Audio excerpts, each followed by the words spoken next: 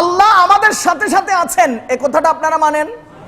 এখন প্রশ্ন হলো, আল্লাহ আরশে আজিমে থাকলে আমাদের সাথে কিভাবে থাকেন? আমার প্রশ্ন হলো, আল্লাহ আরশে আজিমে আছেন, তো আল্লাহর আরশটা কত বড়? সাত আসমান, সাত জমিন, সব মাখলুকাত, সমস্ত সৃষ্টি আল্লাহর আরশের নিচে সরিষার দানার মতো পড়ে আছে। আরশ যদি এত বড় হয়, সে আরশে যিনি বসে আছেন সে আল্লাহ কত বড়? ونعوذ بالله من شرور أنفسنا ومن سيئات أعمالنا من يهده الله فلا مضل له ومن يضلله فلا هادي له ونشهد أن لا إله إلا الله وحده لا شريك له ونشهد أن سيدنا ونبينا وحبيبنا وحبيب ربنا ومولانا محمدا عبده ورسوله صلى الله تعالى عليه وعلى آله وأصحابه وبارك وسلم تسليما كثيرا كثيرا أما بعد فقد قال الله تبارك وتعالى في كلامه المجيد والفرقان الحميد يا أيها الذين آمنوا اتقوا الله حق تقاته ولا تموتن إلا وأنتم مسلمون وقال رسول الله صلى الله عليه وسلم الإيمان بضع وسبعون شعبة فأفضلها قول لا إله إلا الله وأدناها إماطة الأذى عن الطريق والحياء شعبة من الإيمان صدق الله العلي العظيم وصدق رسوله النبي الكريم ونحن على ذلك من الشاهدين والشاكرين والحمد لله رب العالمين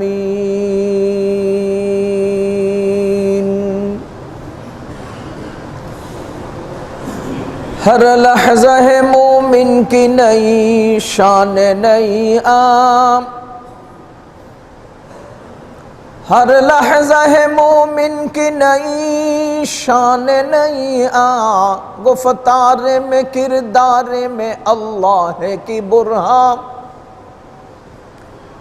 क़हरी गफ़्फ़ारी क़ुद्दूसी जबरूत क़हरी गफ़्फ़ारी क़ुद्दूसी जबरूत ये चार अनासर हो तो बनता है मुसलमान ये चार अनासर हो तो बनता है मुसलमान हमसाया जिब्रील आमी बंदा खाकी है उसका नशीबन न बखारा न बदख्शाम ये राज किसी को नहीं मालूम के मोमिन ये राज किसी को नहीं मालूम के मोमिन क़ारी नजर आता है हकीकत में है कुरान क़ारी नजर आता है हकीकत में है कुरान अल्हम्दुलिल्लाह सबाई बोलबो अल्हम्दुलिल्लाह अल्लाह रब्बुल आलमीन रशश मेहरबानी যে আল্লাহ তাআলা আমাদেরকে জুমার নামাজ আদায়ের জন্যে মসজিদে এসে কাতারবদ্ধভাবে বসে কিছু দ্বীনি আলোচনা শোনার তৌফিক দিয়েছেন, জামায়াত হওয়ার তৌফিক দিয়েছেন। শুকরিয়া আদায় করব আলহামদুলিল্লাহ। সম্মানিত মুসল্লিয়ানি কেরাম, গত 2 জুমা থেকে আমরা ঈমানের উপর আলোচনা করছি। ঈমান। গত সপ্তাহে আমাদের আলোচনার বিষয়বস্তু ছিল আল্লাহ এক, আল্লাহ একক। ওয়ালাম ইয়াকুল লাহু কুফুয়ান আহাদ। আল্লাহর সমকক্ষ আর কেউ নেই। আপনাদের মনে আছে কিনা আল্লাহর সমকক্ষ আর কেউ কোথায় নেই?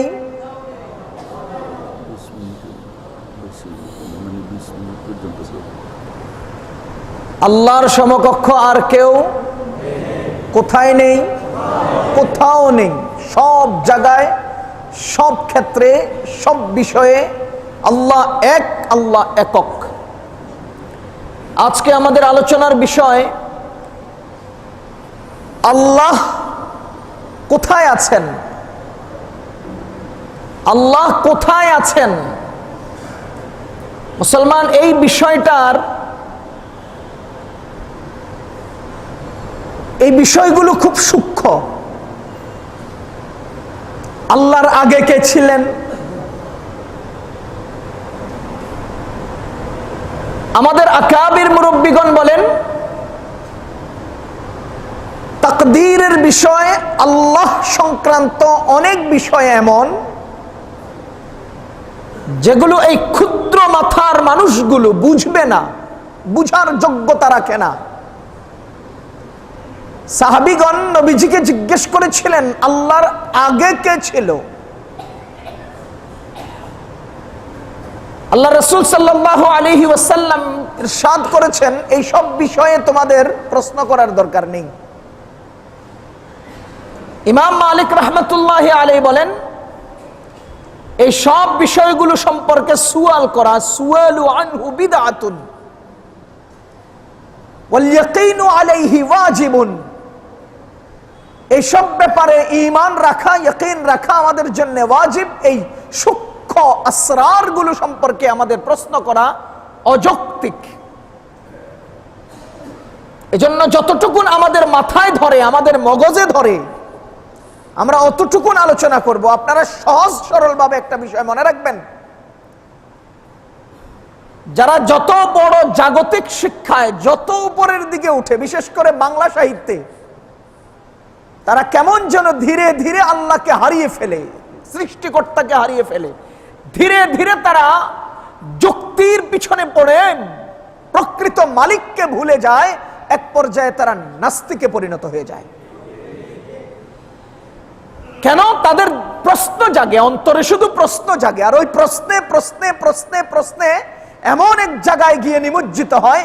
আকাবিরগণ বলেন, ইমাম মালিক রাহমাতুল্লাহ আলাইহি বলেন সিররুম মিন আসরারিল্লাহ, এগুলো হলো আল্লাহর কিছু গোপন বিষয়। ওগুলোর মধ্যে নিমজ্জিত হলে তুমি ওখান থেকে আর উঠে আসতে পারবে না। এজন্য আল্লাহ রাব্বুল আলামিনের অনেক কিছু সম্পর্কে আমাদেরকে নীরব থাকতে হবে। যা যতটুকুন আমাদের যাওয়ার যোগ্যতা আছে আমরা অতটুকুন যাব, সামনে আর অগ্রসর হব না। আল্লাহর হাত আছে কিনা, আল্লাহর চোখ আছে কিনা, এই সব প্রশ্নগুলো আমরা যতদূর বুঝবো অতটুকুনের মধ্যে আমরা আলোচনা করব। কোরআনে কারীমে স্পষ্ট আসছে ইয়াদুল্লাহি ফাওকা আইদিহিম। যারা রাসূলুল্লাহ সাল্লাল্লাহু আলাইহি ওয়াসাল্লামের সাথে বাইআতে রিদওয়ান এ অংশগ্রহণ করেছিলেন, ওসমান রাদিয়াল্লাহু তাআলা আনহুর শাহাদাতের খবর পেয়ে তার প্রতিশোধ নেওয়ার জন্য যারা নবীজির হাতে হাত রেখে বাইআত গ্রহণ করেছিলেন হুদাইবিয়ার সন্ধির সময়, তখন আল্লাহ রাব্বুল আলামিন আয়াত নাজিল করেছেন, আপনার হাতে যারা হাত রেখে বাইআত গ্রহণ করেছেন আপনাদের সকলের হাতের উপর আল্লাহর হাত আছে। হযরতে আদম আলাইহিস সালাতু ওয়াস সালামকে সৃষ্টি করার পরে প্রথমত তিনটি কাজ আল্লাহ করেছেন আদম আলাইহিস সালামের সাথে।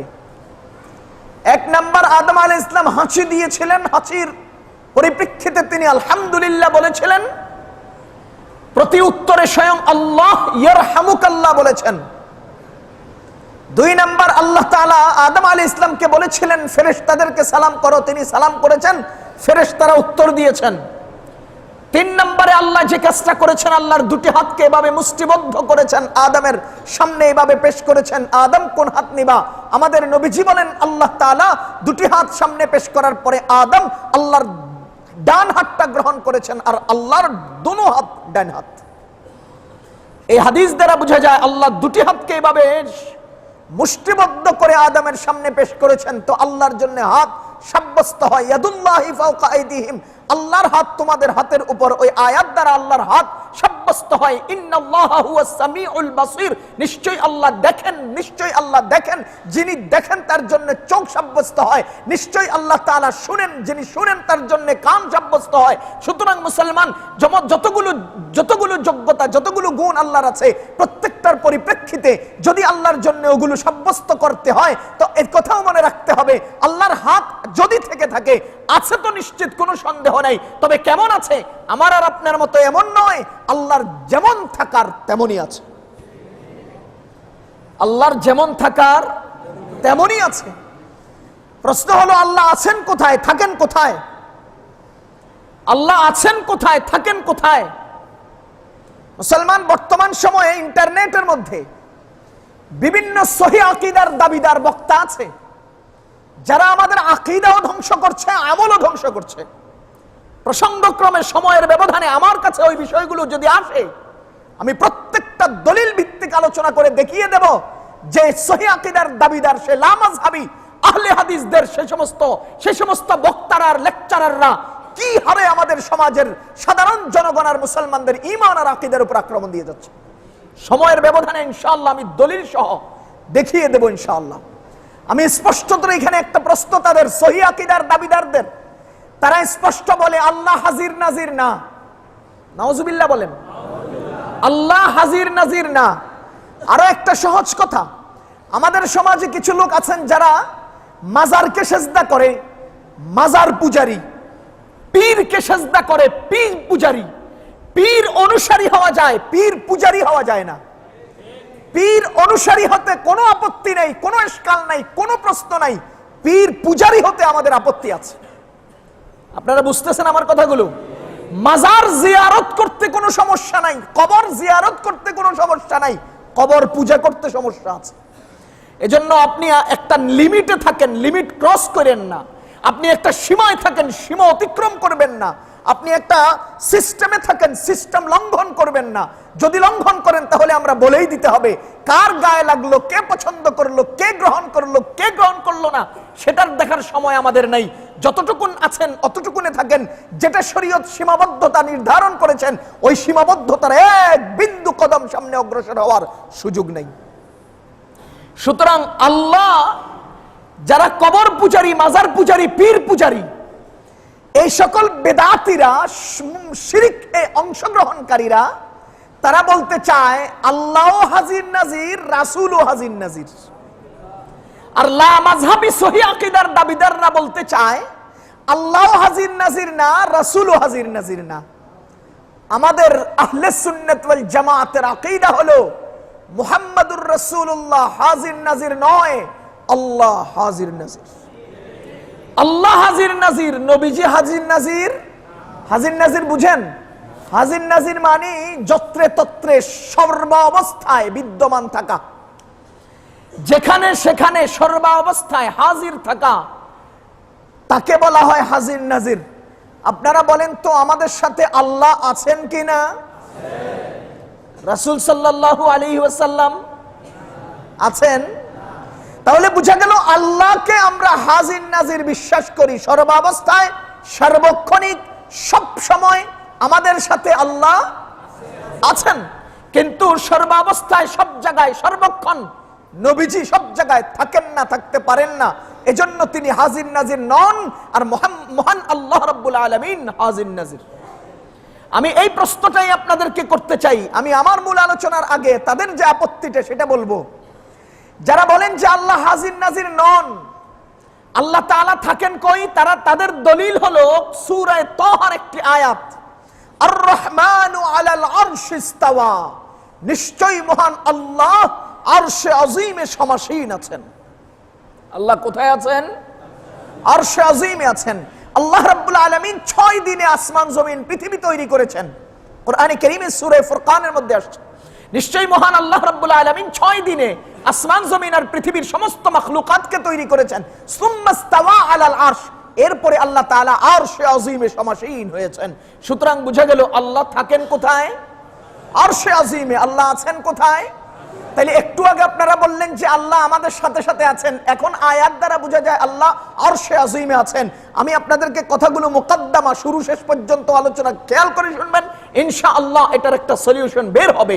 নিশ্চয় মহান আল্লাহ আরশে আজিমে আছেন, নিশ্চয় আল্লাহ 6 দিনে সমস্ত বস্তু মাখলুকাতকে তৈরি করে আরশে আজিমে সমাসীন হয়েছেন। এই কথা শতসিদ্ধ।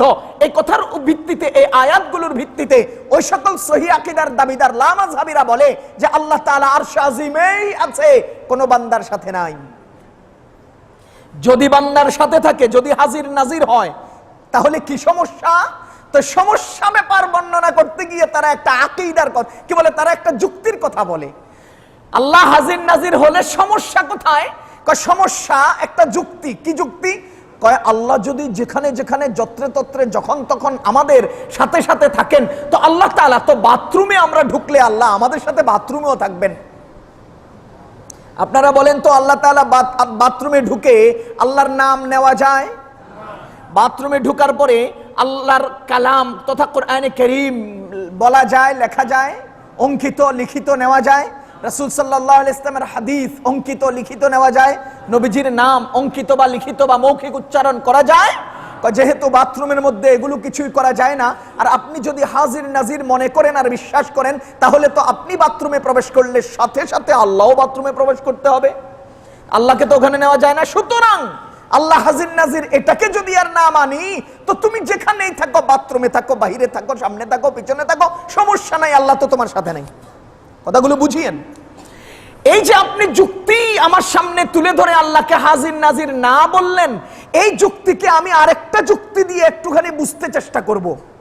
আপনারা বলেন তো কোরআনে কারীম বাথরুমে নিয়ে যাওয়া যায়? আবার বলেন কোরআনে কারীম বাথরুমে নিয়ে কি যাওয়া যায়? এবার আপনারা বলেন তো যিনি কোরআনের হাফেজ তার ভিতরে কোরআন শরীফ আছে না নাই? যিনি কোরআনে কারীমের হাফেজ তার ভিতরে কোরআন শরীফ আছে না নাই? খোদার ইজ্জতের কসম করে বলি, মাথার খুলি উল্টাইয়া দেখবেন ভিতরে লেখা নাই, বুক চিরে দেখবেন ভিতরে লেখা নাই।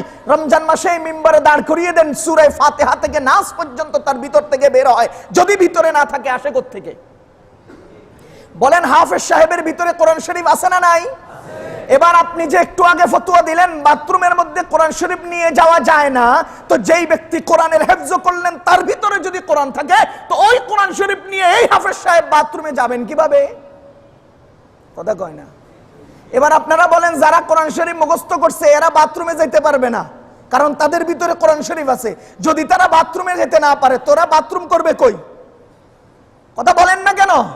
যদি আল্লাহর সাথে চলে যান বাথরুমে, এই যুক্তির নিরিখে আপনি আল্লাহকে হাজির নাজির মানতে না চান, তো কোরআন শরীফ যিনি হিফজ করলেন তার ভিতরে কোরআন শরীফ আছে, তো ওই সমস্ত হাফেজ সাহেবদেরকে বাথরুম করাইবেন কই? আপনাদের মুখে। বাথরুম তো নাই, তারা যাবে কোথায়? মুসলমান, যুক্তির নিরিখে শরীয়ত চলে না। আমি স্পষ্ট বলি, যুক্তি দিয়ে শরীয়ত। হযরত আলী রাদিয়াল্লাহু তাআলা আনহু বলেন, যদি মানুষের আকল আর যুক্তি দিয়ে ইসলাম চলতো, তো মুজার নিচে মাসে করা হতো। মুজার নিচে।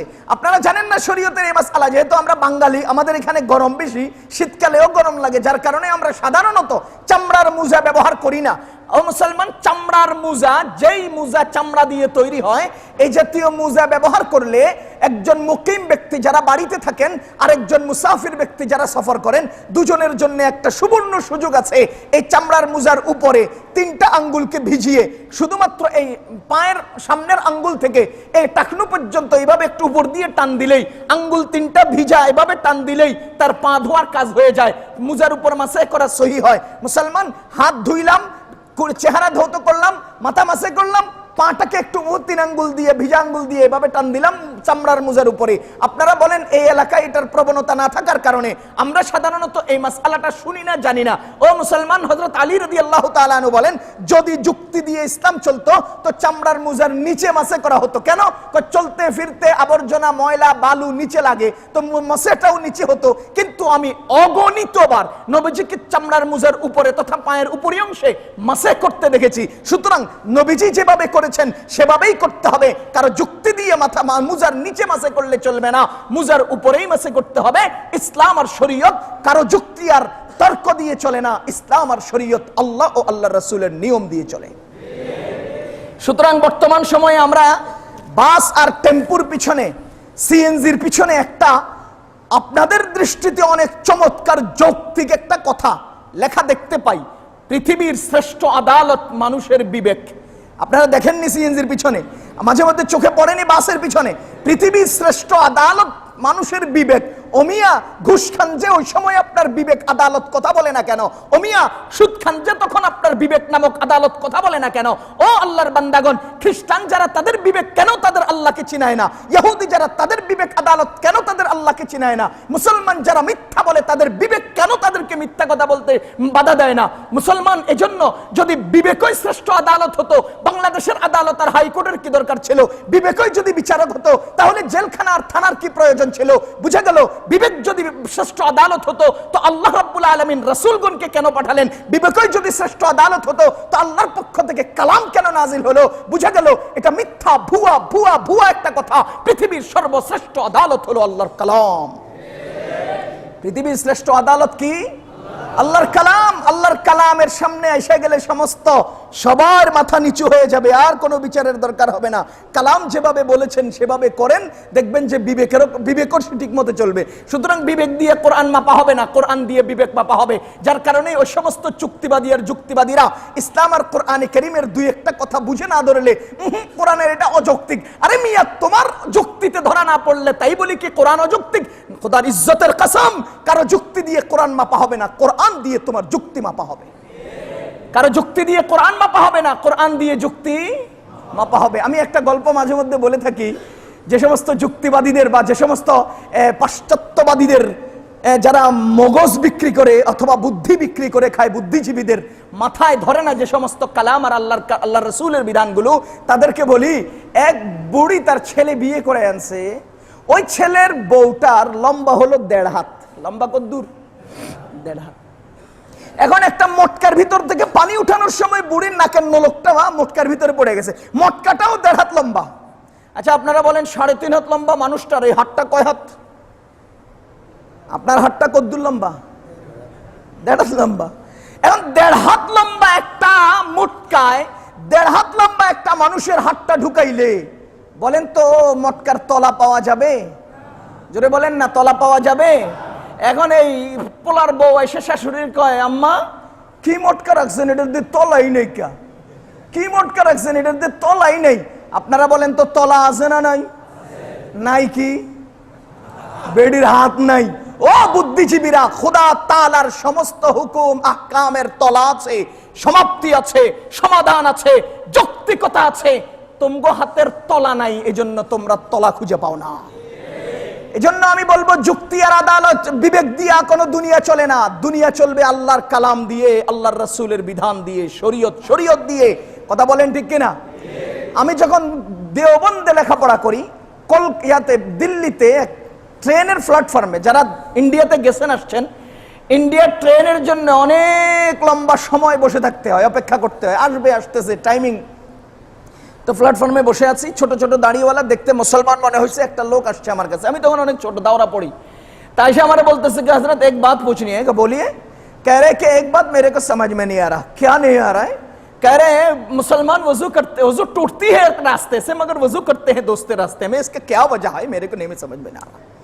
मुसलमान का वजू टूटती है एक रास्ते से, वजू करते हैं दूसरे रास्ते में, इसका क्या वजह है? যুক্তিটা বুঝছেন না আপনারা? মুসলমানের ওযু ভাঙে এক রাস্তায় কিন্তু এরা ওযু করে আরেক রাস্তায়, এটার কি কারণ বুঝি না। যেই জায়গা দিয়ে ওযু ভাঙবো সেই জায়গায় ওযু করব, তাহলে না ওযু পূরণ হবে। এখন এক জায়গা দিয়ে ওযু ভাঙে ওযু করতে হয় আরেক জায়গা দিয়ে, এটা বুঝলাম না। তা আমি বললাম যে ভাই इसका दो जवाब है। इसका कितने जवाब है? दो जवाब है। एक जवाब है कि अल्लाह ताला, इस्लाम किसी के अकल से नहीं चलता, जो हजरत अली रदी अल्लाह ताला अन्हु की रिवायत मैं हमको सुनाया हूं कि इस्लाम किसी अकल से नहीं चलता, इस्लाम अल्लाह और अल्लाह रसूल सल्लल्लाहु अलैहि वसल्लम के तरीका पर चलता है। आपके समझ में आए या ना आए उसमें कोई देखने की चीज नहीं है। अल्लाह और अल्लाह रसूल जिस तरह कहा है उसी तरह इस्लाम को चलना है। दूसरी जवाब यह है कि आप मान लीजिए ये तो अल्लाह ताला की मेहरबानी है। मैंने कहा ये तो अल्लाह ताला की मेहरबानी है। करे क्या मेहरबानी? मैंने कहा कि अल्लाह ताला इस गुंजाइश दे दिया कि एक रास्ते से वजू टूटेगी तो दूसरे रास्ते में वजू कर लो, ये तो अल्लाह की मेहरबानी है और ये गुंजाइश है। किस तरह? तो मैं उनको ये समझाया हूं। मैंने कहा कि आप मान लीजिए एक बहुत बड़ी सी कॉन्फ्रेंस है, बहुत मजमा है, हजारों लोग जमा हुआ है, दोपहर का टाइम, असर का टाइम या तो जोहर का टाइम, आप वहां पहुंच गए और अजान हो गया। इतने में आपको वजू करनी है, नमाज भी पढ़नी है, तो आप समझ लीजिए कि इतने सारे लोगों के सामने अगर जिस जगह से वजू टूटेगी उसी जगह को धोल के वजू करना है तो इतने सारे लोगों के आप कप्पे के स्तर उतारते। इसीलिए अल्लाह ताला ने हमको गुंजाइश दे दिया कि जिस जगह से वजू टूटा है उसी के खिलाफ दूसरी जगह में धोल लो। मैं मान लिया हूं ये अल्लाह की मेहरबानी है भाई। मैं उसको আমি তাকে বললাম যে দেখেন এটা আল্লাহ তাআলার মেহেরবানি। কেমন? এটা আল্লাহ তাআলার মেহেরবানি এজন্য যে আপনি মনে করেন যে বড় একটা মজমা, হাজারো মানুষের সমাগম, বিশাল সমাবেশ, আপনি সেখানে গেছেন, জোহরের টাইম হলো বা আসরের টাইম হলো, আপনাকে ওযু করতে হবে, নামাজের আজান হলো, এত সব মানুষের সামনে যেদিক দিয়ে ওযু গেছে সেদিক দিয়ে দুই তৈলে কাপড় কেমনে উড়াইতেন? এর লেগে আল্লাহ তাআলা কয় তুই যেদিক দিয়ে ওযু যাক তুই এই তিনটা চারটা অঙ্গ ধুইয়া ফেলা, আমি আল্লাহ মাইনা নিলাম। এটা আল্লাহ তাআলা আমাদেরকে মেহেরবানি করেছেন। কথা বলেন ঠিক কিনা? এটা আল্লাহ তাআলা আমাদেরকে কি করেছেন? মেহেরবানি করেছেন। মিরপুর 10 নম্বর থেকে এক আল্লাহর বান্দা আমাকে ফোন করেছেন, হুজুর মহিলারা ঈদের নামাজ কিভাবে পড়বে, কোথায় পড়বে? আমি বললাম যে মহিলাদের ঈদের নামাজ নাই। আমি উত্তর দিলাম কি মহিলাদের ঈদের নামাজ নাই। তো সে পাল্টা প্রশ্ন করে তাহলে কি মহিলারা ঈদের নামাজের মতো এত বড় ফজিলতের কাছ থেকে বঞ্চিত হয়ে গেল না? আপনাদের যুক্তিতে তার প্রশ্নটা ধরা খায় কিনা? সে বলতেছে তাহলে কি মহিলারা ঈদের নামাজের মতো এত বড় ফজিলতের কাছ থেকে বঞ্চিত হয়ে গেল না? এবার আমি আপনাদেরকে জিজ্ঞেস করি ভাই, গরিব লোকে যাকাত দিবে কিভাবে? উত্তর দেন না কেন? গরিব লোকে যাকাত দিবে কিভাবে? উত্তর হলো গরিব লোকের যাকাত। তাহলে কি গরিব লোক এত বড় ফজিলতপূর্ণ যাকাতের বিধান থেকে বঞ্চিত হয়ে গেল না? গরিব লোকে হজ করবে কিভাবে? গরিব লোকের হজ নাই, তাহলে কি গরিব লোকে হজের মতো ফজিলতপূর্ণ ইবাদত থেকে বঞ্চিত হয়ে গেল না? চেয়ারম্যান সাহেবের চেয়ারে রিকশাওয়ালা কখন বসবে? কথা কোন? চেয়ারম্যান সাহেবের চেয়ারে রিকশাওয়ালা কখন বসবে? সে বসবে না, এটা চেয়ারম্যানের চেয়ার। তাহলে কি রিকশাওয়ালা চেয়ারম্যানের মর্যাদা থেকে বঞ্চিত হয়ে গেল না? আপনার যুক্তি দিয়ে ইসলাম চলবে না নিয়ম দিয়ে? এজন্য মুসলমান আপনি যুক্তি দাঁড় করাইয়া আমাদেরকে উল্টাপাল্টা প্রশ্ন করে মানুষকে আকল আর বিবেক বিভ্রান্ত করিয়েন না। আমার আল্লাহ রাব্বুল আলামিন আরশে আজিমে আছেন, এই কথা আমরা মানি। আল্লাহ তাআলা আরশে আজিমে আছেন, কোনো সন্দেহ নাই। জোরে বলেন কোনো সন্দেহ নাই। এখন আমি যে বললাম আল্লাহ হাজির নাজির, আপনি বললেন হাজির নাজির হলে বাথরুমে যাওয়া লাজিম আসে। উত্তরে আমি জিজ্ঞেস করলাম বাথরুমে যদি আল্লাহ যাওয়া লাজিম আসে তাহলে কোরআন শরীফ নিয়ে হাফেজ সাহেব বাথরুমে কিভাবে যাবেন? যেভাবে হাফেজ সাহেব বাথরুমে যাবেন সেভাবে আল্লাহ হাজির নাজির মনে করে আমরাও বাথরুমে যাব, আল্লাহ আমাদের সাথে যেতে হবে না। ও মুসলমান, এখন প্রশ্ন হলো আল্লাহ আরশে আজিমে আছেন, আপনার এই প্রশ্নের জবাবের বিপরীতে আপনি তো দুটো আয়াত সামনে এনেছেন যে আল্লাহ আরশে আজিমে। আমি এর বিপরীতে আরো 3-4টা আয়াত আপনাকে দেখায় দেই যে আল্লাহ তাআলা আমাদের সাথে আছেন। সূরা বাকারার মধ্যে আল্লাহ রাব্বুল আলামিন বলেন ওয়া ইযা সাআলাকা ইবাদি আন্নী ফাইন্নী করিব, যখন বান্দা আমার সম্পর্কে আপনাকে জিজ্ঞেস করবে যে আমি কোথায়, তো আপনি উত্তরে বলে দিন ফাইন্নী করিব, আমি কাছে, আমি কাছে, আমি কাছে। আছে, উজিবু দাওয়াতাদ দাঈ ইযা দাআন, বান্দা যখনই আমার কাছে কিছু চায় আমি সাথে সাথে তার চাওয়া পূরণ করে দেই। সূরা কাফের মধ্যে আল্লাহ তাআলা বলেন যে আমি কত কাছে। সূরা কাফে আল্লাহ বলেন ওয়া নাহনু আকরাবু ইলাইহি মিন হাবলিল ওয়ারিদ, আমি তোমাদের গর্দানের দুই সাইডে যে মোটা দুটো রগ আছে আমি এই রগেরও কাছে আছি। সূরা হাদীদের মধ্যে আল্লাহ তাআলা বলেন ওয়া হুয়া মাআকুম আইনামা কুনতুম, তুমি যেখানেই থাকো না কেন আমি আল্লাহ তোমার সাথে সাথে আছি। তাহলে এবার আল্লাহ আরশে আজিমে আছেন, এটা আয়াতে আছে না নাই? আল্লাহ আমাদের সাথে সাথে আছেন, এটাও আয়াতে আছে না নাই? আল্লাহ আমাদের শাহরগেরও কাছে আছেন, আয়াতে আছে না নাই? আমাদের কাছে কাছে নীরবে নীরবে নিকটে নিকটে আছেন, আয়াতে আছে না নাই? এখন আরশে আজিমে আছেন আর সাথে সাথে আছেন, আয়াত দুটো তো মুখালেফ মনে হয়। এটার সমাধান কি হবে? আপনি এই সমাধানগুলো আমাদের আকাবিরগণ যেভাবে দিয়েছেন আমাদের সেভাবে দিতে হবে। আমি আমার যুক্তিতে, আমার বুদ্ধিতে, আমার বিবেক থেকে, আমার কথা থেকে যদি আমি উত্তর দেই আর আমার আকাবিরগণ এবং আব্দুল্লাহ ইবনে আব্বাস রাইসুল মুফাসসিরিন থেকে আজ পর্যন্ত বড় বড় মুফাসসিরিন কেরাম যারা আছেন তাদের কথার সাথে যদি আমার কথার মিল না খায় তাহলে আমারটাই হবে মারদু, আমারটাই হবে উপেক্ষিত, তাদেরটাই গ্রহণ করতে হবে। কথা বলেন ঠিক কিনা? সুতরাং নতুন কোন যৌক্তিক আর নতুন কোন আলোচনা শুনলে ওটা যদি আমাদের পিছনের সকল ওলামায়ে কেরাম আর মুফাসসিরিন কেরামের সাথে মিলে না যায় তাহলে আপনারটা নতুন, আপনারটা বিতাড়িত, আপনারটা বাতিল, তাদেরটাকেই আমাদের গ্রহণ করে নিতে হবে। এজন্য মুসলমান আমি বলবো যে এই আয়াতের তারতিব মুফাসসিরিন কেরাম কিভাবে দিয়েছেন আমি এটাকে আপনাদের বুঝার জন্য অতি সংক্ষেপে অতি সহজে একটা আলোচনা সামনে পেশ করতে চাই। আল্লাহ আরশে আজিমে আছেন, এই কথাটা আপনারা মানেন? কথা বলেন মানেন? আল্লাহ আমাদের সাথে সাথে আছেন, এই কথাটা আপনারা মানেন? এখন প্রশ্ন হলো আল্লাহ আরশে আজিমে থাকলে আমাদের সাথে কিভাবে থাকেন? এই প্রশ্ন বুঝার আগে আপনাকে বুঝতে হবে যে আরশে আজিম, আরশ বলেন না, আরশ আজিম। আজিম মানে কি জানেন? আজিম মানে বৃহৎ, বড়, বড়, কত বড়, আরশ কত বড়, আল্লাহর আরশটা কত বড়, আল্লাহর আরশটা কত বড়। আল্লাহ তো আরশে আজিমে আছেন। এমনি আপনি কি মনে করছেন আল্লাহ আপনার সমান? আপনি কি মনে করছেন আল্লাহ আপনার সমান 3.5 হাত? আপনি বাথরুমে গেলে আল্লাহ আপনার সাথে যায়, ওনার সাথে আরেকজন যায়, আমার সাথে আরেকজন যায়। তো আল্লাহ সারা বিশ্বে একত্রে কত হাজার কত কোটি মানুষ একত্রে বাথরুমে যায়, আল্লাহ কতজনের লগে কতবার যায়? আপনি যুক্তির নিরিখে যদি কথা বলতে চান তাহলে যুক্তির নিরিখে উত্তর আমাকে বুঝিয়ে দিতে হবে। আমার প্রশ্ন হলো আল্লাহ আরশে আজিমে আছেন, তো আল্লাহর আরশটা কত বড়? আমি সহজতর একটা উদাহরণ আপনাকে ইতিপূর্বে দিয়েছিলাম, আজকে আবার সেই কথাটা মনে করিয়ে দিতে চাই। আলহামদুলিল্লাহ 2010 সাল থেকে বিভিন্ন এলাকায় চট্টগ্রাম, কক্সবাজার বা উত্তরবঙ্গ, দক্ষিণবঙ্গ মিলেয়া দেশে বিদেশে, জাপান, চীন, আমেরিকা, অনেক দেশে আল্লাহ তাআলার মেহেরবানিতে আমার সফর হয়েছে। এই সফরে যাওয়ার সময় আমরা বিমান ব্যবহার করি। ঢাকা এয়ারপোর্ট থেকে বিমানে যখন আরোহণ করি, একটুখানি বিমানটা উপরে উঠলে নিচের 10 তলা, 20 তলা, 25 তলা বিল্ডিং গুলো আপনাদের দাবার গুটির মতো ক্ষুদ্র ক্ষুদ্র ছোট্ট ছোট্ট দেখা যায়। কিছুকাল পরে আর সেই বিল্ডিং গুলো চোখে পড়ে না। যে বিল্ডিং আপনার মতো একটা লোক দেখতে হলে এভাবে মাথা উঁচু করে দেখতে হয়, সেই বিল্ডিং আমরা মাত্র 14,000 মিটার উপরে উঠার পরে পৃথিবীর আর ওই বিল্ডিং গুলো চোখে পড়ে না। বলেন তো সেই বিল্ডিং গুলো কতটুকুন ক্ষুদ্র হলে পরে এত নিচে পড়ে যায় যে দেখা যায় না, আর সেই বিল্ডিং গুলো আপনার তুলনায় কতটুকুন বড় হলে পরে আপনি এইভাবে মাথা উঁচু করে দেখতে হয়। বলেন তো এই আমি যে 14,000 ফিট উপরে উঠলাম, সেখান থেকে জমিনের দিকে তাকালাম, দেখলাম যে পৃথিবীর কোন জায়গা, জমিন অথবা বিল্ডিং ইত্যাদি কিছুই দেখা যায় না। আমি যেখানে আরোহণ করছি, আমি যেখানে উড্ডয়ন আছি, এখান থেকে আসমান কত দূর পৃথিবীর কেউ বলতে পারবে? আরে বৈজ্ঞানিকদের বিজ্ঞান নিয়ে আমি আজকে আর কথা বলতে চাই না। আমি বলবো যে পৃথিবীর যেখানে আমরা উড়ে যাচ্ছি সেখান থেকে আসমান কত দূর পৃথিবীর কেউ বলতে পারবে না। আপনি বলেন তো প্রথম আসমান থেকে জমিনের মাঝখানে ফাঁকা জায়গা কত দূর? কেউ জানে না। তো আসমানের নিজস্ব বডি কতটুকুন? এই যে কাঠ, এই কাঠের একটা নিজস্ব বডি আছে, নিচের থেকে মাটি থেকে কাঠ পর্যন্ত একটা দূরত্ব আছে, এই কাঠের নিজস্ব একটা বডি আছে। আবার এই কাঠের উপর থেকে আমাদের ছাদ পর্যন্ত একটা দূরত্ব আছে। বলেন তো এই কাঠটার দূরত্ব কয় ইঞ্চি? আপনি যদি 1.5 ইঞ্চি বা 2 ইঞ্চি বলেন, আমি জিজ্ঞেস করতে চাই জমিন থেকে আসমান পর্যন্ত দূরত্ব কত? আর প্রথম আসমানটার বডিটা কতটুকুন, শরীরটা কতটুকুন? প্রথম আসমান থেকে দ্বিতীয় আসমানের দূরত্ব কত? দ্বিতীয় আসমান থেকে তৃতীয় আসমানের দূরত্ব কত? ওই আসমানটার বডি কতটুকুন? চতুর্থ আসমান পর্যন্ত দূরত্ব কত?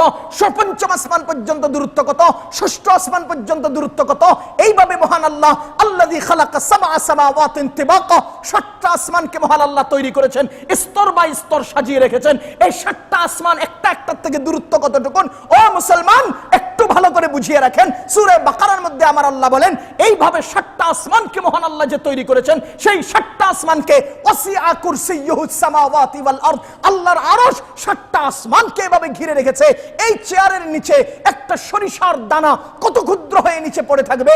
চেয়ার কত বড় সরিষার দানার সামনে? আল্লাহর ইজ্জতের কসম, 7 আসমান 7 জমিন সব মাখলুকাত সমস্ত সৃষ্টি আল্লাহর আরশের নিচে সরিষার দানার মতো পড়ে আছে। আরশ যদি এত বড় হয়, সে আরশে যিনি বসে আছেন সে আল্লাহ কত বড়? আরশটা যদি এত বড় হয়, তো আরশের উপরে যিনি আল্লাহ বসে আছেন, সমাসীন আছেন, সে আল্লাহ কত বড়? সে আল্লাহর সামনে আমনে কদ্দুর কথা কন না, সে আল্লাহর সামনে আপনি কদ্দুর? সমস্ত মানুষের বিবেক একত্র করে, সমস্ত মানুষের বিবেক একত্র করে, সম্পূর্ণ বিবেকগুলোকে এক জায়গায় জমা করে, মগজকে এক জায়গায় জমা করে, যদি ক্ষুদ্র অবলম্বন বা ক্ষুদ্র অনুভূতি দিয়ে মানুষ আল্লাহর সামনে আমি কত ক্ষুদ্র এটা বুঝতে চায়, খোদার কসম আপনার বুঝে যত ক্ষুদ্র হবে, আমি আর আপনি আল্লাহর সামনে তার চেয়েও ক্ষুদ্র, তার চেয়েও ক্ষুদ্র। আমাদের ক্ষুদ্রাতি ক্ষুদ্রের মাসআলার কোনো সমাধান হবে না, এত ক্ষুদ্র, জুজউন লা ইয়াতাজাজ্জার চেয়েও ছোট। আমি আর আপনি আল্লাহর সামনে কতটুকু ক্ষুদ্র? আমার 1 বছরের বাচ্চাটা, 1.5 বছর 2 বছরের বাচ্চাটা আমার সামনে হেঁটে আসে, আমি যদি হাত দিয়ে এমন দেই, কি দাঁড়িয়ে থাকে না বইরা যায়? কথা কন না। আপনার মতো শুটা মারে 6 ফিট লম্বা একটা মানুষ যখন হাতির সামনে যাবেন, সুর দিয়ে গুতা মারলে আপনি দাঁড়ায় থাকবেন না, কাটতে পড়বেন? কথা কন না।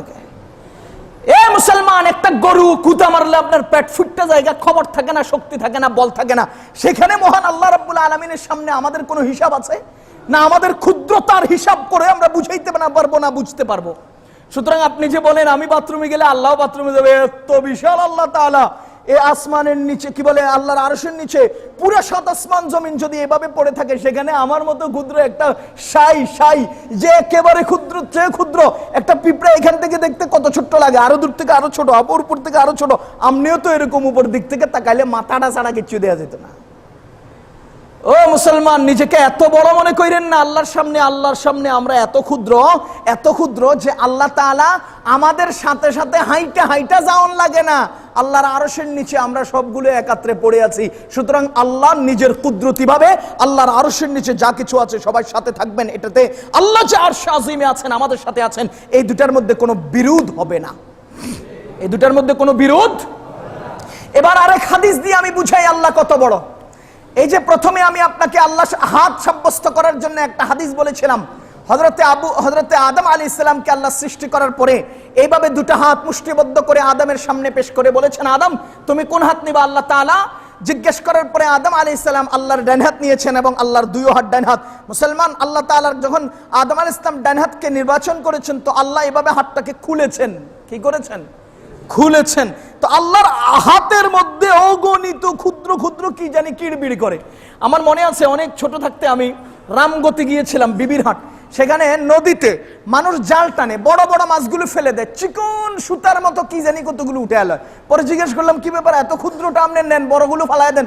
এটি হলো চিংড়ি মাছের বীজ, এগুলো এক একটা 4 টাকা 5 টাকা বিক্রি হয়, বড় ডিবুরে কেজি হতো, আমি এতটা বেচতে পারবো না। এটি আমার উদ্দেশ্য নয়, এগুলো উদ্দেশ্য। এত ক্ষুদ্র ক্ষুদ্র পিচ্ছি একেবারে ছোট ছোট আল্লাহর আরশে, আল্লাহর হাতের মধ্যে এভাবে কিড়বিড় করছে। আদম আলাইহিস সালাম জিজ্ঞেস করেন, হে আল্লাহ, আপনার হাতের মধ্যে এগুলো কি? আল্লাহ তাআলা বলছেন, তোমার ঔরস থেকে জন্মগ্রহণ করবে কিয়ামত পর্যন্ত যত সন্তান, এরা সবাই আমার হাতের মধ্যে। এবার আপনারা বলেন তো, সারা জগতের ইয়াজুজ মাজুজ সহ মানুষ সহ সমস্ত কিছু যদি এক আল্লাহর এক হাতের মধ্যে থাকে, তালুর মধ্যে এই হাত কত বড়, এই হাতের মালিক জানি কত বড়। এখন আপনি আল্লাহ আরশে থাকলে আমগুলোকে থাকতে পারবো না, এটা কি কইতে চান? আল্লাহ আরশে আছে, এর লিগে আমগুলোকে থাকতে পারবো না, এই জগৎ পুরাটাই আল্লাহর সামনে একটা সরিষার দানা। এভাবে যদি কয় যে আমি আসি তোর সাথে, আমি আসি তোর সাথে, ও মিয়া আপনার বিবেকে ধরে না কেন আল্লাহ যে আমাদের সাথে সাথে আছেন? ওয়াহুয়া মাআকুম আইনামা কুনতুম, তোমরা যেখানেই থাকো না কেন আল্লাহ তোমাদের সাথে সাথে আছেন। আল্লাহ আমাদের সাথে সাথে আছেন না নাই? আল্লাহ আমাদের সাথে আছেন না নাই? আমি তো বলবো আপনি আল্লাহকে আমগত্যের দূরে সরায় দিয়ে চুরি চামুন্ডা আর বাটপারি হাইজা খুন লুণ্ঠন ইত্যাদি সব কিছু করাইবেন, কারণ কেউ তো নাই। চুরি করলে সমস্যা কি? কেউ তো দেয় না। আপনি কি বুঝাইতে চান? আমগরে চুরি শিখাইতে চান? মানুষকে উল্টা পথে পরিচালনা করতে চান? মানুষকে বুঝান আল্লাহ আমার সাথে আছে। আল্লাহর সাথে থাকলে দুটা ফায়দা, সংক্ষিপ্তভাবে বলে দেই, নাকি আগামী সপ্তাহে? গত সপ্তাহে নাকি একটু বিলম্ব হওয়াতে অনেকেই, আমি তো মনে করি আমাদের কথা শোনার তালে তালে মানুষের টাইমের খবরও থাকে না, ঠিক না? আলহামদুলিল্লাহ। তো অতি সংক্ষেপে আমি বলবো, আল্লাহ সাথে থাকলে দুটা ফায়দা। কেউ একজন সাথে থাকলে দুটা ফায়দা। কেউ একজন সাথে থাকলে কয়টা ফায়দা? বলেন কয়টা ফায়দা? মনে করেন আমার ইমাম সাহেব হুজুর আমার সাথে আছেন, বা আমার সভাপতি সাহেব আমার সাথে আছেন। আমার সাথে থাকলে দুটা ফায়দা। এক নাম্বার, আমি খতিব সাহেব রাস্তা দিয়ে চলার সময় আরেকজনের ডিব্বার থেকে চকলেট চুরি করতে পারবো না, উনি দেখে বালাইবো। আমি আরেকজনের গাছ থেকে ফল ছিঁড়ে ফেলতে পারবো না, উনি আমার সাথে আছে, দেখে লাইবো। কথা কন? তাহলে এক নাম্বার ফায়দা হলো, যিনি আমার পাশে আছেন তার ভয়ে হলেও আমি অন্যায় করি না। কেন? এজন্য যে বেটায় আমার দেখে লাইবো, এনে মেম্বারে বসে কথা কই, যদি আমি আরেকজনের গাছের ফল ছিঁড়ালাই তো উনি আইসা যদি আমার মিটিং এর মধ্যে উঠায়, আরে হুজুরের দিয়ে জুমা পড়ে হ্যাঁ মানুষের গাছের ফল ছিঁড়ালে না কইয়া মেজাজ মুজাজ খারাপ হয়ে যাবো, আমার বিরুদ্ধে অ্যাকশনে যাবো, তখন আমার ইমামতি পরে সপ্তাহে যাবো গা, ওনার ডরে হইলেও আমি গাছের ফল ছিঁড়বো না। তাইলে বুঝা গেল, কেউ একজন সাথে থাকলে প্রথম ফায়দা হলো অন্যায় করা যায় না, তিনি দেখে ফেলেন, ঠিক কিনা? এবার আপনারা বলেন তো, আল্লাহ আমাদের সাথে আছে কিনা? এই আছে শব্দটা দিলে যদি ঢুকে যায়, তো কেউ থাকলে যদি অন্যায় না করা যায়, তো আল্লাহ আছেন মনে থাকলেও আমরা আর অন্যায় করতে পারবো না। আর অন্যায় যদি না করি তো আমাদের কি হাসিল হবে? আল্লাহর ভয় অন্তরে পোষণ করে অন্যায় থেকে বেঁচে থাকার নাম হলো তাকওয়া।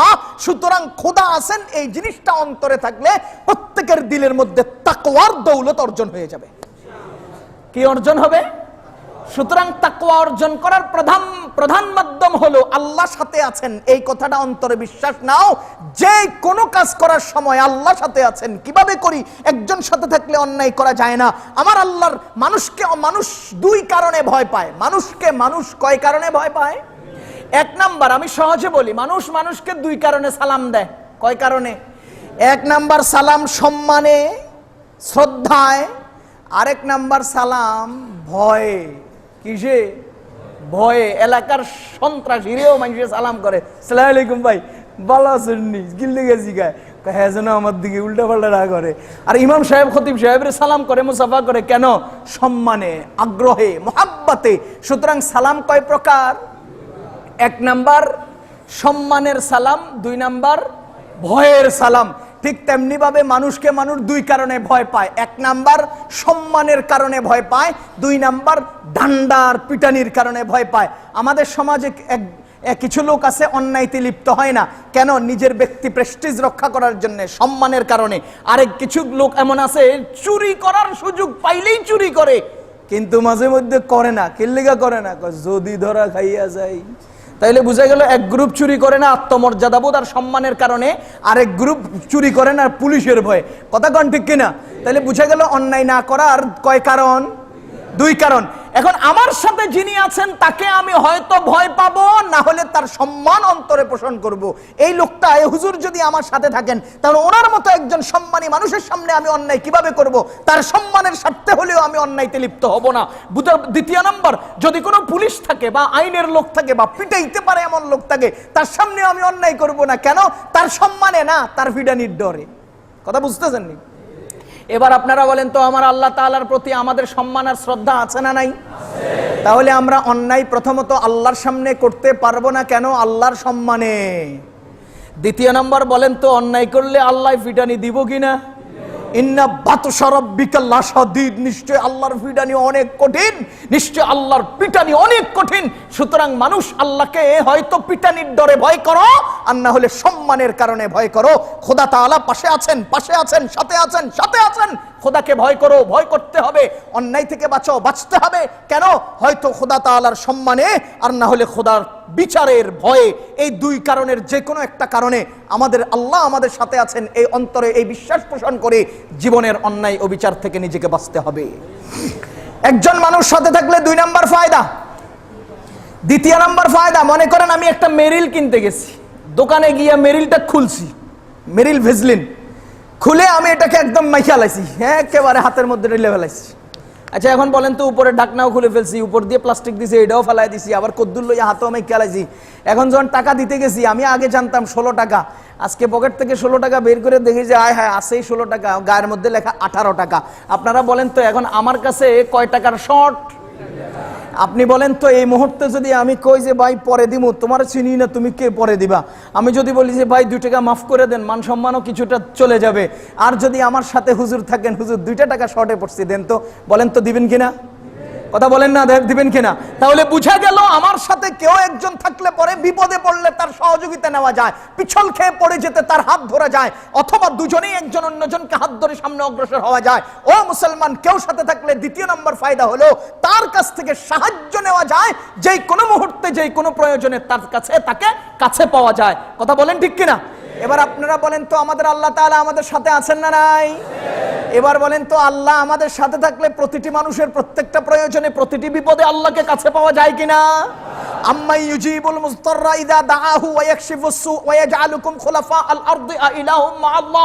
কে তোমাদের বিপদগ্রস্ত মানুষের আহাজারি শুনে, কে তোমাদের অন্তর্নিহিত সেই বেদনার কথা শুনে, কে তোমাদের বদ্ধ দরওয়াজাটা খুলে দেয়, কে তোমাদের মনের পেরেশানি দূর করে দেয়, কে তোমাদের সমস্যাগুলো থেকে নিরসন করে, কে তোমাদের খিদা লাগলে খানা খাওয়ায়, কে তোমাদের নিঃশ্বাসের প্রয়োজনে নিঃশ্বাস দেয়, কে তোমাদের চোখের জ্যোতির প্রয়োজনে চোখের জ্যোতি দেয়। আমার আল্লাহ রাব্বুল আলামিন বারবার জিজ্ঞেস করতেছেন, আইলাহুম মা আল্লাহ, এরপরেও কি তোমাদের আল্লাহ ছাড়া কোনো ইলাহ আছে?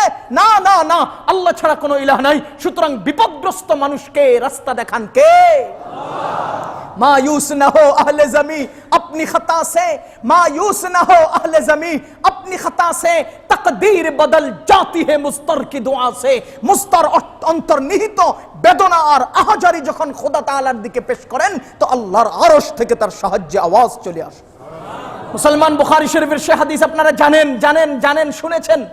বুখারী শরীফের সে হাদিস নবীজি সাল্লাল্লাহু আলাইহি ওয়াসাল্লাম আমাদেরকে শুনিয়েছেন, গল্প শোনানোর জন্য নয়। নবীজি আমাদের সামনে পেশ করেছেন কাহিনী শোনানোর জন্য নয়। নবীজি সেই ঘটনা শুনিয়েছেন এই উম্মতকে সেই ঘটনা থেকে ফায়দা নেওয়ার জন্য। নবীজি বলেছেন, বনি ইসরাইলের 3 জন ব্যক্তি, কয়জন? 3 জন ব্যক্তি একদিন রাস্তা অতিক্রম করে যাচ্ছিলেন, হঠাৎ করে তুফান শুরু হলো, প্রবল বৃষ্টি শুরু হলো, মুষলধারে বৃষ্টি আর প্রচন্ড বেগে তুফান। এই তুফান আর বৃষ্টি থেকে বাঁচার জন্য তারা একটা পাহাড়ের গুহায় আশ্রয় নিয়েছেন। ও মুসলমান, গুহার ভিতরে যাইয়া তারা 3 জনে এভাবে জড়সড় হয়ে বসে আছেন। হঠাৎ করে বাতাসের তীব্রতায় উপর থেকে আরেকটা পাথর খণ্ড উড়ে এসে তাদের যে গুহার ভিতরে প্রবেশ করেছেন ওই গুহার মুখের মধ্যে এসে বসছে। এমন শক্ত আর এমন বড় যে 3 জন লোকে ধাক্কাইয়া এটা সরাইতে পারবে না। এই মুখের মধ্যে এমন ভাবে আটকে গেছে, এটে গেছে যে এটাকে সরানোও সম্ভব না, চিপা দিয়ে বের হওয়াও সম্ভব না। দুকে দুকে মৃত্যু ছাড়া তাদের আর কোনো রাস্তা নাই। সেখানে টেলিফোন ছিল না কাউকে ডেকে আনবে, সেখান থেকে কেড়ে শক্তি ছিল না ধাক্কিয়ে সেটা সরাবে, সেখানে চিৎকার করে আওয়াজ করলে কেউ সহযোগিতায় আসবে, এটা কখনোই সম্ভব ছিল না। কেন? পাথরের আর পাহাড়ের গুহার ভিতরে কেউ চিৎকার করতে পারে, মানুষ কল্পনাও করবে না। যদি কেউ চিৎকার করে আর কেউ হুনে, ভূত রে ভূত কইয়া হ্যাঁ আরো পালাইবো, কাছে হয়তো না। কতক্ষণ পাথরের গুহার ভিতর থেকে হঠাৎ করে আওয়াজ হয় কি লিগে, ওরে বাবা কোন ভূতে পাইছে, মানুষের খারাইতো ওটা দৌড়ের উপরে থাকবো। সুতরাং তাদের চিৎকার করলেও বাঁচার কোনো পথ নাই, ধাক্কাইয়া সরানোর কোনো রাস্তা নাই। আধুনিক প্রযুক্তিতে টেলিফোন করে কাউকে ডেকে আনবে সেটাও সম্ভব নয়। ও মুসলমান, তখন তারা কি প্রযুক্তি অবলম্বন করেছিলেন? তখন তারা কি ব্যবস্থাপনা গ্রহণ করেছিলেন? 3 জনে পরামর্শ করলেন, 3 জনে আলোচনা করলেন, দেখো নিজেদের জীবনের কোনো ভালো কর্মকে সামনে পেশ করে মালিকের কাছে একটুখানি আবেদন করো, আরশের মালিকের কাছে একটুখানি সুপারিশ করো, একটুখানি নিবেদন পেশ করো যে আল্লাহ তাআলা যেন আমাদের জীবনের চলমান সেই সকল স্পেশাল কর্মগুলোর বিনিময়ে আমাদেরকে উদ্ধার করেন। আমি এখান থেকে আপনাদেরকে বলবো, মানুষের জীবনে এমন কিছু স্পেশাল কর্ম করে রাখতে হবে যে কর্মগুলো পৃথিবীর কেউ জানবে না, শুধু জানবেন আরশের মালিক। এটা কেউ জানবে না, কেউ জানবে না ভাই, এটা কেউ জানবে না কাউকে দেখানোর জন্য না। ও যুবকেরা, তোমাদেরকে বলছি, যুবক ভাইয়েরা আপনাদেরকে বলছি, হে মুসলমান ভাইয়েরা আপনাদেরকে বলছি, এই ঘটনার তিনটা জিনিসকে ভালো করে খেয়াল করুন। তিনজন আবদ্ধ লোক স্পেশাল কাজ দিয়ে খোদার কাছে নিজেদের বেদনা ব্যক্ত করেছেন, বিপদ তুলে ধরেছেন, আর আমাদের আল্লাহ তাআলা তাদেরকে সে নিশ্চিত মৃত্যুর হাত থেকে, নিশ্চিত বিপদ থেকে একেবারে নিরাপত্তা দান করেছেন। কি ছিল তাদের সেই স্পেশাল কাজগুলো? কি ছিল তাদের সেই বিপদ মুহূর্তে কাজে লাগা সেই গোপন কাজগুলো? কি ছিল? বুখারী শরীফের মধ্যে আমাদের নবীজি তাদের সেই স্পেশাল কর্মগুলোর কথা উল্লেখ করেছেন। আমি এই গবেষণা করে, তদন্ত করে আমরা দেখেছি যে তিনটা কর্ম বান্দা কেন্দ্রিক। বান্দা কেন্দ্রিক। এক নাম্বার কর্ম, একজন আল্লাহ তাআলার কাছে হাত তুলে বলতেছেন, আল্লাহ, আমি আমার মাকে খুব বেশি গুরুত্ব দিতাম, মাকে না খাওয়াইয়া আমার সন্তানদেরকে খাওয়াতাম না। আমার প্রথম রুটিন ছিল আমি আগে মাকে খাওয়াবো, পরে সন্তানদেরকে। আগে মার প্রয়োজন পূরণ করব, তারপর অন্যান্যদের। আগে আমার সমস্ত সমস্যার সামনে ফেলে দিয়ে আমার প্রধান এবং প্রথম প্রয়োজন হবে মায়ের প্রয়োজন। ও মুসলমান, কর্ম যদি 3-4টা হয় আর পয়সা যদি কম হয়, আপনি বলেন তো প্রয়োজন উপলব্ধি করে তুলনামূলক বেশি প্রয়োজনীয় কাজকেই তো প্রাধান্য দিতে হয় নাকি? একদিকে আমার ছেলের কাপড়ের দরকার, আর একদিকে মায়ের চিকিৎসা দরকার, টাকা আছে 500, বলেন তো কোনটা আগে করবেন? প্রয়োজন উপলব্ধি করে তুলনামূলক বেশি প্রয়োজনীয় কাজটাকে প্রাধান্য দিতে হয়। এজন্য আমার ওই নবীজি বলেন যে ওই লোকটা আল্লাহর সামনে ব্যক্ত করছেন, আল্লাহ, আমি তুলনামূলক বেশি প্রয়োজন উপলব্ধি করে আমি আমার মায়ের প্রয়োজনকে তারজিহ দিতাম, প্রাধান্য দিতাম, সুতরাং মাকে না খাওয়াইয়া সন্তানকে খাওয়াতাম না। ও আল্লাহ, আমার একদিনের ঘটনা এমন ছিল, রাত্রেবেলা আমি খানা দানা পাকাইয়া রেডি করে মায়ের কাছে এসে দেখি মা ঘুমিয়ে পড়েছেন, এদিকে সন্তান ক্ষুধার্ত আমার পায়ের নিচে লুটোপুটি খেলছে। আমি সন্তানকে খাওয়াবো না, আমার নীতিতে আমি অবিচল, আমার শতসিদ্ধ নিয়ম কানুনের উপর আমি থাকবো। আমি মায়ের শিয়রে দাঁড়িয়ে আছি, সকালবেলা মা ঘুম থেকে উঠেছেন, আমি আগে মাকে খাওয়াইলাম, পরে সন্তানদেরকে খাওয়াইলাম।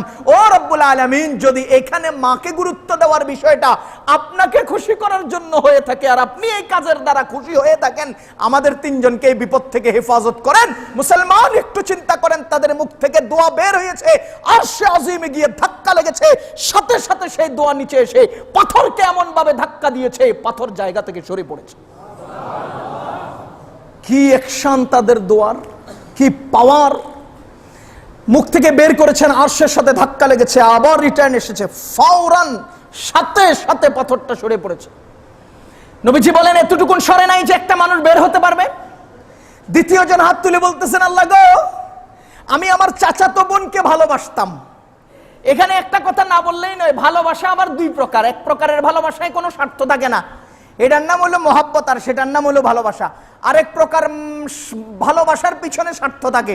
14ই ফেব্রুয়ারির ভালোবাসার দাবিদাররা কোন প্রেমিকাকে নিয়ে হোটেলে যায় নিঃস্বার্থে? কথা কন না? 14ই ফেব্রুয়ারির ভালোবাসার দাবিদাররা কোন প্রেমিক তার প্রেমিকাকে ফুল দেয় নিঃস্বার্থে? কোন পার্কের গাছের নিচে বৈশা গল্প করে নিঃস্বার্থে? বোঝা গেল যেই প্রেম আর ভালোবাসার অধীনে, পিছনে, গোপনে, আউটে, ব্যাকগ্রাউন্ডে কোনো স্বার্থ লুকানো থাকে, সেটার নাম ভালোবাসা নয়, সেটার নাম মহাব্বত নয়, সেটা আরবিতে বলে শাহওয়াত। শাহওয়াত, শাহওয়াত, মনের কুবাসনা পূরণের ইচ্ছা। সুতরাং 14ই ফেব্রুয়ারিকে আপনারা মহাব্বত দিবস বলতে পারবেন না, ভালোবাসা দিবস বলতে পারবেন না, এটা শাহওয়াত দিবস। এটা কি দিবস? শাহওয়াত দিবস, মনের কুমন্ত্রণা বাস্তবায়নের দিবস। সেখানে গার্লফ্রেন্ড নিয়ে উল্টাপাল্টা চলা যায়। ও মুসলমান আল্লাহর বান্দাগণ, এই আল্লাহর বান্দা আল্লাহকে বলতেছে, আল্লাহ, আমি আমার চাচাতো বোনকে ভালোবাসতাম। আমি আগেই বলে রাখতেছি, এই ভালোবাসাটা 14ই ফেব্রুয়ারি মার্কা ভালোবাসা ছিল। তিনি বলতেছেন যে, আল্লাহ, আমি আমার চাচাতো বোনকে 14ই ফেব্রুয়ারি মার্কা ভালোবাসতাম এবং তার কাছে সব সময় আমার মনের একটা খাহেশ চাইতাম যে তুমি আমারে একান্তে একটু সময় দাও, তোমার লগে একটু সময় কাটাই, একটু সময় কাটাই। পরে সে আমাকে কখনোই সাইড দিত না, আমাকে ডিনাই করতো, উপেক্ষা করতো। ও আল্লাহ, একদিন তারা বিপদগ্রস্ত হয়েছে, আমাদের পুরো দেশের মধ্যে দুর্ভিক্ষ লেগেছে, টাকা পয়সা আর খাবার দাবারের অভাবে আমার সেই চাচাতো বোন আমার কাছে আসছে। আমি তাকে বললাম যে তুমি যদি আমার মনের খায়েশ পূরণ করো তবে তোমাকে টাকা দেব। সে রাজি হয়ে গেল। সে অভাবের তাড়নায়, মা বাবার ক্ষুধার তাড়নায় নিজের ইজ্জত বিক্রি করার জন্য সে রাজি হয়ে গেল। আমি তাকে টাকা দিলাম, সে চলে গেল, প্রয়োজন পূরণ করলো। আমাদের দুজনের চুক্তি অনুপাতে দুজনে এক রুমে প্রবেশ করলাম, দরজা লাগালাম, জানালা লাগালাম, আমরা দুজন একান্ত হয়ে গেলাম, আমি তার উপর উদ্যত হব এমন হয়ে গেলাম। ও রব্বুল আলামিন, আমি যখন তার দিকে যে যাচ্ছি আর এগিয়ে পড়েছি, তখন আমার বোন আমার দিকে তাকিয়ে বলেছিল, ও ভাইয়া আল্লাহকে ভয় করো, আমাকে আল্লাহ যে সিলটা দিয়েছে তুমি এটা ছিন্ন করে দিও না। ও রব্বুল আলামিন, আমি আমার বোনের একেবারে কাছে থেকে ফিরে চলে আসছি, আমি তার গায়ে স্পর্শ করি নাই, টাচ করি নাই। খোদা তাআলা যদি এই কাজটা আপনার ভয়েই করে থাকি, আপনি যদি আমার এই কাজে খুশি হন, আজকের এই বিপদ থেকে আপনি আমাদেরকে উদ্ধার করেন। নবীজি বলেন দোয়া আকাশে গিয়েছে, সাথে সাথে ফিরে এসেছে, পাথরটা টাস করে জায়গা থেকে সরে পড়েছে। ও মুসলমান, এতটুকুন এখনো সরে নাই যেই পরিমাণ সরলে পরে একজন লোক বের হতে পারে। তৃতীয় জন আল্লাহ তাআলার সামনে বলছেন, আল্লাহ, ও আল্লাহ, আমি আমার কর্মচারী একজনের একদিনের বেতন দেই নাই, সে চলে গেছে, অনেক দিন হয়ে গেছে, তার বেতন দিয়ে আমি একটা ছাগল কিনছি, এটা বড় হয়েছে, বিক্রি করে দুইটা কিনেছি, এইভাবে ছাগল হতে হতে এক পাল ছাগল হয়ে গেছে, অনেক ছাগল। বহুদিন পরে সে আমার কাছে আসছে, আইসা বলতেছে, ভাই আমি মুসাফির মানুষ, আমাকে একটু উপকার করো, সহযোগিতা করো, অথবা আমি তোমার কাছে একদিনের বেতন পেতাম, আমার বেতনটা আমাকে দিয়ে দাও। আমি তাকে বলেছিলাম, ও আমার কর্মচারী ভাই, তুমি তো আমার কাজ করেছো, একদিনের বেতন নেও নাই, ওই মাঠে যতগুলো ছাগল আছে সবগুলো তোমার, তুমি সবগুলো নিয়ে যাও। সে জিজ্ঞেস করেছিল কিভাবে? তোমার পুঁজি দিয়ে এগুলো কিনেছিলাম, লালন পালন করেছি আমি, বেড়েছে সেগুলো, সুতরাং তার মূল যেহেতু তোমার, সবগুলো তোমার, নিয়ে যাও। ও রব্বুল আলামিন, সেদিন সেই লোকটা সবগুলো ছাগল নিয়ে চলে গেছে, আমি ইচ্ছা করলে তাকে দু চারটা দিয়ে বিদায় দিতে পারতাম, আমি ইচ্ছা করলে তার বিনিময়ে তার হাতে উঠেই দিয়ে বিদায় দিতে পারতাম, কিন্তু আমি আল্লাহ আপনার ভয়ে তার পাওনা তাকে আদায় করেছি। যদি আপনার কাছে কাজটা ভালো লাগে, আজকে আমাদেরকে উদ্ধার করেন। নবীজি বলেন কথাটা মুখ থেকে বের হতে দেরি, পাথরটা জায়গা থেকে সরে এমন জায়গায় চলে গেছে কেমন যেন গুহার মুখে পাথর ছিলই না। মুসলমান বলেন তো, প্রথম ঘটনায় মাকে গুরুত্ব দিলেন, বান্দা কেন্দ্রিক। দ্বিতীয় ঘটনায় বোনকে ইজ্জতের উপরে আক্রমণ দিলেন না, বান্দা কেন্দ্রিক। তৃতীয় ঘটনায় কর্মচারীর প্রয়োজন পুরো পাওনা আদায় করলেন, বান্দা কেন্দ্রিক। ও যুবক ভাইয়েরা, তোমরা একটু বুখারী শরীফের হাদিসটার দিকে খেয়াল করো। তুমি তাগড়া মানুষ বসে আছো তোমার ওয়ালের উপরে, তুমি রাস্তার কোলে বসে বসে আড্ডা দিচ্ছ আর গল্প করছো, তোমার সামনে দিয়ে একটা বৃদ্ধ মানুষ দুটা বোঝা হাতে নিয়ে যাচ্ছে। তোমার যৌবনকে, তোমার যুবককে, তোমার বয়সকে, তোমার শক্তিকে তখন ধিক্কার জানাতে হয়। কেন? একজন মহিলা হাতের মধ্যে দুটা ব্যাগ নিয়ে সামনে দিয়ে যায়, আর তুমি নীরব বসে আছো। একজন অসহায় মানুষ খুঁড়িয়ে যাচ্ছে আর তুমি তাকে নিয়ে হাসি তামাশা করছো। তোমার এই যৌবন কেন, যদি তোমার যৌবনে কোনো মানুষের উপকার না হয়? তোমার এই শক্তির কি অর্থ যদি এটা দ্বারা কোনো মানুষের উপকার না হয়? বুখারী শরীফের এই হাদিস দ্বারা আমি স্পষ্ট বলবো, মাকে গুরুত্ব দিন, বান্দার হক, বান্দাকে সহযোগিতা করুন, এমন কিছু স্পেশাল কর্ম করে রাখুন, পৃথিবীর কেউ দেখবে না। আলে মুসলমান, বিপদগ্রস্ত হয়ে যখন নাকি কাজে লাগবে, তখন আল্লাহকে ডাক দিলে আল্লাহ তোমার ডাকে সাড়া দিবে। এরকম কিছু গোপন স্পেশাল কর্ম করে রাখো যুবক ভাইয়েরা। আজকে তোমরা মিস কল দিয়া আরেকজনের লগে গল্প শুরু করো, আখের বুক ছুঁয়া, মুখ ছুঁয়া, চোখ ছুঁয়া, মাথা ছুঁয়া, তোমার ছাড়া কি আমি আর কেউ বিয়ে করবো নি, তোমার এই কর্ম। এরকম 12-14 জনের সাথে তোমরা 14 ফেব্রুয়ারি পালন করো। আল্লাহর ইজ্জতের কসম করে বলি, খোদা তাআলা স্পষ্ট বলেছেন, আল খাবিসাতু লিল খাবিসিনা ওয়াল খাবিসুনা লিল খাবিসাত। খবিস পুরুষরা খবিস মহিলাদের ভাগে পড়বে, খবিস মহিলারা খবিস পুরুষদের ভাগে পড়ে। ওয়াত-তাইয়িবাতু লিত-তাইয়িবিনা ওয়াত-তাইয়িবুনা লিত-তাইয়িবাত। আর ভালো পরিচ্ছন্ন পবিত্র পুরুষ পবিত্র নারীদেরকে নিয়ে জীবন কাটাবে, আর নাপাক আর অপবিত্র নারীরা অপবিত্র পুরুষেরকেই ভাগে পাবে। মুসলমান, একটা গল্প সহজে বললেই বুঝে ফেলবেন। এক যুবক সিদ্ধান্ত নিয়েছে পরিচ্ছন্ন নারী ছাড়া বিয়ে করব না, পরিষ্কার নারী ছাড়া বিয়ে করব না। তখন সে একটা মেয়ের সাথে তার বিয়ে শাদী মোটামুটি কাছাকাছি আগায় আসছে, টেলিফোন নাম্বার লইয়া গল্প শুরু করছে। আমি আপনাদেরকে বলবো, যত কিছুই হোক অগ্রিম গল্প কইরেন না।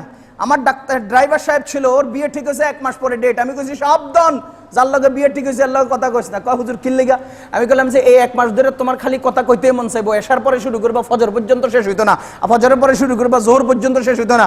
কিন্তু যখন বিয়ে শাদী হয়ে যাবো আর ছোট্ট বাচ্চা একটা কোলে আসবো অথবা কয়েকদিন চলে যাবো, এরপরে সারা দিনের কথা 3 মিনিটে শেষ হয়ে যাবো। আর ভাল লাগতো না কথা কইতে, আর মজা লাগতো না কথা কইতে। সারা দিন 1 মিনিটের মধ্যে কি লাগবো, আলু আর কদু, হ্যাঁ আচ্ছা ঠিক আছে, 1 সেকেন্ডে কথা শেষ। এবার বেরিয়ে মনে মনে করবো, কিরে ভাই বিয়ে ঠিক হয়েছে, তখন তুই 12 ঘন্টা এক লগে কথা কইছি, তখন তুই 12 সেকেন্ড কয় না। ও হে, মনে আরেকজনের লগে গল্প শুরু করছে। বিয়ের আগে যদি গল্প করো, বিয়ের পরে তোমার বউর মনের মধ্যে সন্দেহ তৈরি হবো। কথা কন মুসলমান, আল্লাহর বান্দাগণ, আমি আপনাদেরকে স্পষ্ট বলছি, যুবক সিদ্ধান্ত নিয়েছে কোন পবিত্র নারী ছাড়া বিয়ে করবে না। এবার এক মেয়ের সাথে তার বিয়ে ঠিক হয়েছে, নাম্বার কালেক্ট করে তার সাথে গল্প শুরু করছে। এরপরে কয় তোমার লগে তো আমার বিয়ে হইবই, কোনো কথাই নাই, কোনো সন্দেহ নাই, আমার একটু অগ্রিম সময় দাও না। তো বেডি মানুষ তো আকল বুদ্ধি কম, আপনারা এই কথা সহজভাবে বুঝেন। হেডিরে 2-4টা ফার্ম দিলে হেরা শেষ। মহিলাদের 3টা আদত এই ভরা মজমায় কইতাম নেই। 1 নাম্বার হেরা বুঝে কম, 2 নাম্বার হেরা স্বার্থপর, 3 নাম্বার হেরা ঘাউরা। কয়টা? বুঝে কম, স্বার্থপর, নিজেরটাই বেশি বুঝে, আর ঘাউরা ঘাটতার। আমি যেটা বুঝবো এটার উপরে আছে। আচ্ছা যাও, এখন তারে পটাইয়া সুন্দর মতো ডেট লইছে, টাইম লইছে, টাইম লইয়া ওই মহিলার সাথে উল্টাপাল্টা সময় নষ্ট করছে। পরে যুবকে চিন্তা করলো ঘটনা কি, এ যদি পবিত্র হইতো, আমি তো পবিত্র নারী খুঁজতেছি, এ যদি পবিত্র হইতো হ্যাঁ তো আমার বিয়ের আগে সময় দিত না, না এটারে বিয়ে করানো যেত না। পরে হেরে বাদ দিয়ে আরেকজনের লগে ঠিক করছে, হ্যাঁ থেকে অবিকল একই সিস্টেমে টাইম নিছে, না এটা যদি পবিত্র হইতো এত আমার লগে সময় দিত না, তো আরেকজন নিছে, আরেকজন নিছে, আরেকজন নিছে, 6 জন এভাবে একটার পর একটা সময় কাটাইছে। 7ম নম্বরে একটা মেয়ের সাথে তার কথাবার্তা ঠিক, পাকাপোক্ত, বিয়ে শাদী সব কমপ্লিট, সব কনফার্ম। এবার সে ওই মহিলাটাকে, মেয়েটাকে বলতেছে দেখো তুমি আমাকে একটু সময় দাও না, বিয়ে তো আমাদের হবে, চোখ শুয়ে কইছি, মাথা শুয়ে কইছি, আমি তোমার যারা বিয়েই করতাম না। বেডিয়ে তো উল্টা খেপা, হ্যাঁ কি কস, বিয়ের আগে সময় ঝাড়া দিয়া পিটামো। বেডার মনটা আরো ঠান্ডা হয়ে গেছে, বা এতদিনে পাইছি, এতদিনে মনের মতো চাহিদা মতো একটা মেয়ের খবর পাইছি। যাক, বিয়ে শাদী হয়ে গেছে ধুমধাম। বিয়ে শাদী করা শেষ, বাসর রাতে গল্প, গল্পের পর গল্প, আরো গল্প, মন আনা দেনা, মন নেওয়া আনা হয়ে গেছে, কথাবার্তা একদম কমপ্লিট। এবার একেবারে মন খুলে কথা বলা যায়। শেষ পর্যায়ে জামাই এতদিন পর্যন্ত পবিত্র নারী বিয়ে করবে, আর আজকে একটা কঠিন পবিত্র পেয়ে গেছে। তো এর পবিত্রতাকে আরো মজবুত করার জন্য, দিলকে আরো ঠান্ডা করার জন্য বউ রিজিক গাইতেছে, আচ্ছা কদে তুমি, আমি যে তোমার কাছে অগ্রিম সময় চাইলাম তুমি দিলা না কেন? কদেই নেই, একটা কারণ আছে। কি কারণ? না কইতাম না। আরে আমি আর তুমি, তুমি আর আমি, তোমার কথা আমারে, আমার কথা তোমারে শেয়ার করবো, সমস্যাটা কি? কারণটা হলো তোমার সাথে আমার বিয়ে হওয়ার আগে 6 জনে আমার বিয়ে করবো কইয়া অগ্রিম সময় নিছে, একটা আমার বিয়ে করে নাই। আমি সিদ্ধান্ত নিছি আর কেন টাইম দিতাম না। আল খাবিসাতু লিল খাবিসিনা ওয়াল খাবিসুনা লিল খাবিসাত। 6 জনের সাথে তুমি সময় নষ্ট করবা, তো 6 জনে নষ্ট করছে এমনটাই তোমার কপালে জুটবে। যুবক তোমাকে বলছি, যুবক তোমাকে বলছি, যুবক তোমাকে বলছি, যুবক তোমাকে বলছি, বুখারীর হাদিস সামনে নিয়ে তোমাকে বলছি, কারোর সাথে মিস কল দিয়ে উল্টাপাল্টা আচরণ করবে না, কারো ইজ্জত নষ্ট করবে না, কোন নারীর সম্ভ্রম নষ্ট করবে না, হোটেল নাইট ক্লাবে সময় কাটাবে না, কোন পর নারীর দিকে হাত বাড়াবে না। খোদার ইজ্জতের কসম, খোদাকে ভয় করে এর থেকে বিরত থাকো। লিফট বন্ধ হয়ে যাবে, আল্লাহ তোমাকে বাঁচাবে। তুমি সেই এভারেস্টের চৌড়ায় উঠতে যাবে, বিপদগ্রস্ত হবে, আল্লাহ তোমাকে বাঁচাবে। যেখানেই বিপদে পড়বে, আম্মাই ইউজিবুল মুজতাররা ইযা দাআ ওয়া ইয়াকশিফুস সু। ও মুসলমান, 3 জন পাহাড়ের গুহায় আশ্রয় নিয়েছিল, খোদা তাআলা সাথে না থাকলে, সাথে আছেন বলেই তাদের মনের বেদনা ব্যক্ত করার সাথে সাথে তাদের গুহার মুখ আল্লাহ খুলে দিয়েছে। এজন্য যুবক তোমাকে বলছি, যুবক তোমাকে বলছি, ভাইয়েরা তোমাকে বলছি, আমার একেবারে মহব্বতের যুবক ভাইদেরকে বলছি, দিল থেকে বলছি, এই 3টা জিনিসকে গুরুত্ব দিবেন। 1 নাম্বার মায়ের সেবা, বাবার সেবা। 2 নাম্বার কোন নারীর, কোন মহিলার ইজ্জত যেন নষ্ট না হয়। এই যুবক ভাইয়েরা, তুমি যদি টেলিফোন করে আরেকজনের সাথে আচরণ আলোচনা করে যদি তুমি একটা নারীর সম্ভ্রম নষ্ট করতে পারো, তো তোমার চোখের সামনে আরেকজন নারী যদি বিপদগ্রস্ত হয়, তখন তুমি তাকে কিভাবে বাঁচাবে? তোমার কাছেই তো একজন নিরাপদ না, আরেকজনকে কি নিরাপত্তা দিবা? রাস্তায় বিপদে পড়লে আপনি তো উড়ে যান। একবারও চিন্তা করেছেন রাস্তায় কোনো নারী বিপদে পড়লে আপনি যে উড়ে যান? আপনি তো তার জন্য আরেকটাকে মাইরা নিজে হিরো সাজতে যান, কিন্তু আপনি গোপনে গোপনে যে টেলিফোনে আরেকজনের লগে গল্প করে নষ্ট করতেছেন, হেডার হিরো কেডা হয়? খোদাকে ভয় করেন ভাই, খোদাকে ভয় করেন ভাই, আল্লাহকে ভয় করেন, আল্লাহকে ভয় করেন। কেউ সাথে থাকলে কয়টা ফায়দা? 1 নাম্বার, বিপদে তার কাছ থেকে সাহায্য নেওয়া যায়। 2 নাম্বার, তার ভয়ে বিপদ, কি বলে, অন্যায় অবিচার থেকে নিজেকে বাঁচানো যায়। আল্লাহ তাআলা আমাদের কথাগুলো বুঝার তৌফিক দান করুন।